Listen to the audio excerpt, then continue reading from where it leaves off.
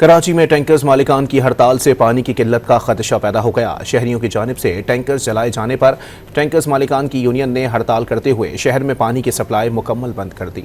इमरान अहद Khan report कर रहे हैं। कराची में पानी के बहरान के खतरे की घंटी बज गई। अवाम की जानिब से 5 टैंकर जलाने के बाद टैंकर मालिकान यूनियन ने हड़ताल कर दी, जिससे शहर में पानी की सप्लाई मुअत्तल हो गई।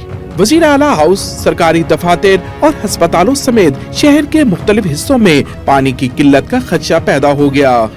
बहुत ज़्यादा प्रेशर है मेरे ऊपर, क्योंकि बाज़ जगह ऐसी हैं कि जो डेली बुनियादों के ऊपर टैंकर यहाँ से हमारे जाते हैं, जो जहाँ मिसाल के तौर पे CM हाउस है, रेंजर्स के विंग्स हैं और इस तरह हॉस्पिटल है।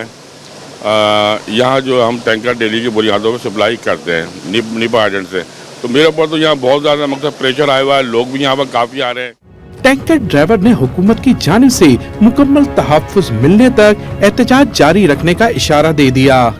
जितने एक्सीडेंट हुए सिर्फ डंपर बजरी वालों की वजह से हुए। अब कसूर तो दूसरों का और सजा टैंकर वाले को मिल जाए। रास्ते में रोक लेते हैं, गाड़ियां खड़ी करके पीछे वाल खोल देते हैं। गलती किसी और की होती है, मार के कोई और चला जाता है। पीछे से अगर कोई गाड़ी आ रही है, टैंकर आ रहा है, तो पकड़ के उसको जलाना शुरू कर दिया, मारना शुरू कर दिया ड्राइवर को।